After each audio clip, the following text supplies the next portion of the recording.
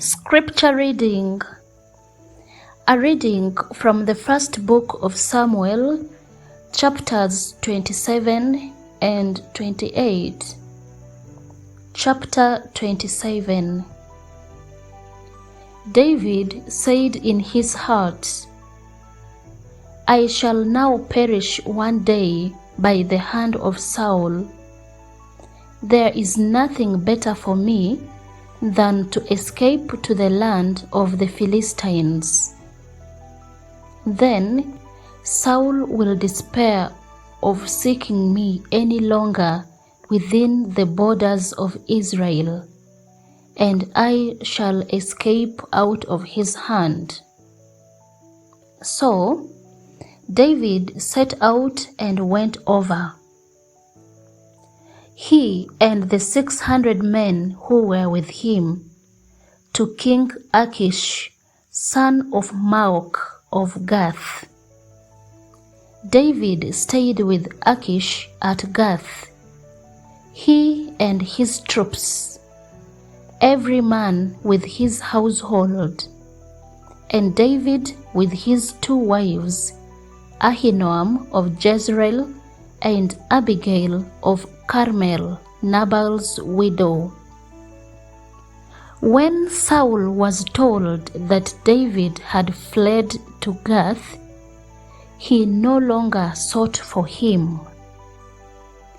Then David said to Achish, If I have found favor in your sight, let a place be given me in one of the country towns, so that I may live there. For why should your servant live in the royal city with you? So that day Achish gave him Ziklag. Therefore Ziklag has belonged to the kings of Judah to this day.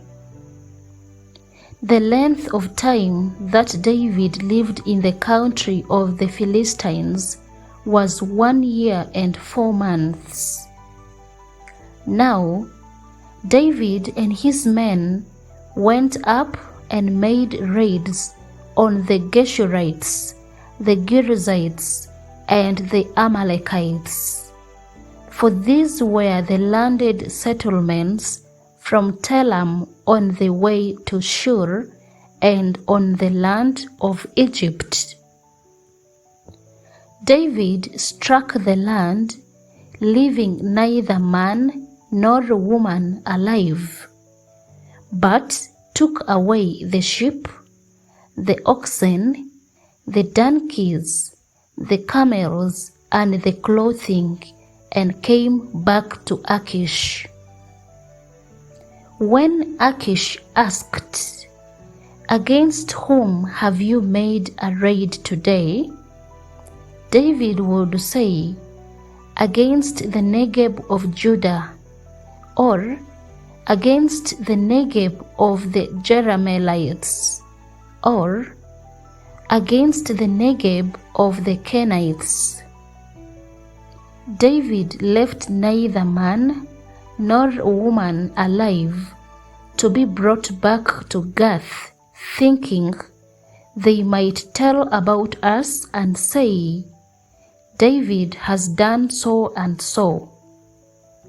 Such was his practice all the time he lived in the country of the Philistines. Achish trusted David, thinking he has made himself utterly abhorrent to his people Israel. Therefore, he shall always be my servant. Chapter 28. In those days, the Philistines gathered their forces for war to fight against Israel. Achish said to David, You know, of course, that you and your men are to go out with me in the army. David said to Achish, Very well. Then you shall know what your servant can do." Achish said to David, "Very well, I will make you my bodyguard for life." Now Samuel had died, and all Israel had mourned for him and buried him in Ramah, his own city. Saul had expelled the mediums and the wizards from the land. The Philistines assembled and came and encamped at Shunem. Saul gathered all Israel, and they encamped at Gilboa. When Saul saw the army of the Philistines, he was afraid, and his heart trembled greatly. When Saul inquired of the Lord did not answer him, not by dreams, or by Urim, or by prophets. Then Saul said to his servants, "Seek out for me a woman who is a medium, so that I may go to her and inquire of her." His servants said to him, "There is a medium at Endor." So Saul disguised himself and put on other clothes and went there, he and 2 men with him. They came to the woman by night, and he said, "Consult a spirit for me, and bring up for me the one whom I name to you." The woman said to him, "Surely you know what Saul has done, how he has cut off the mediums and the wizards from the land. Why then are you laying a snare for my life to bring about my death?"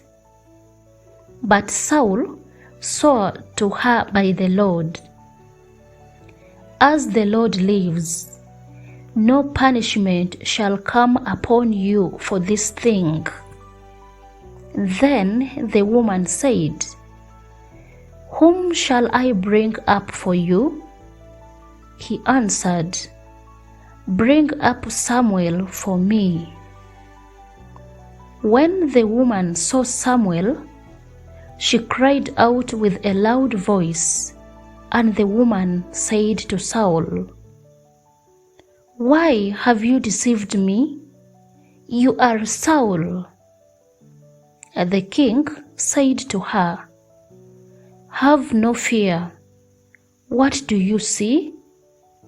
The woman said to Saul, "I see a divine being coming up out of the ground."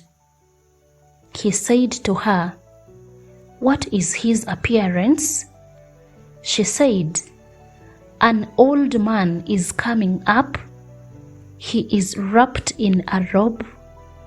So Saul knew that it was Samuel, and he bowed with his face to the ground and did obeisance.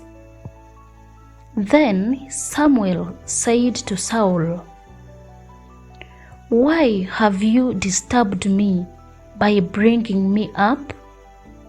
Saul answered, "I am in great distress, for the Philistines are warring against me, and God has turned away from me and answers me no more, either prophets or by dreams. So I have summoned you to tell me what I should do." Samuel said, "Why then do you ask me, since the Lord has turned from you and become your enemy? The Lord has done to you just as he spoke by me. For the Lord has torn the kingdom out of your hand and given it to your neighbor David. because you did not obey the voice of the Lord and did not carry out his fierce wrath against Amalek. Therefore, the Lord has done this thing to you today.